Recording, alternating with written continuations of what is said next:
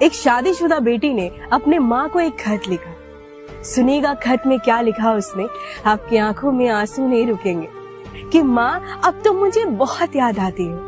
اب میری صبح 5 بجے ہو جاتی ہے اور رات 12 بج جاتی ہے, تب ماں تو مجھے بہت یاد آتی ہے. سب کو گرم کھانا پروسنے کے بعد جب میں خود ٹھنڈا کھانا کھاتی ہوں تب ماں تو مجھے بہت یاد آتی ہے. جب کوئی بیمار پڑتا تو میں اس کی سیوا میں ایک پیر پہ لگ جاتی ہوں, اور جب میں بیمار پڑتی ہوں تو خود کی سیوا جب خود ہی کر لیتی ہوں تب ماں تو مجھے بہت یاد آتی ہے. سب کی ضرورتوں کو پوری کرتے کرتے جب میں خود کی ضرورتوں کو پورا کرنا بھول جاتی ہوں, جب میں خود سے ملنا بھول جاتی ہوں تب ماں تو مجھے بہت یاد آتی ہے.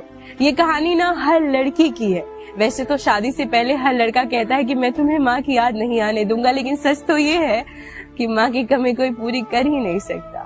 ماں تم بہت یاد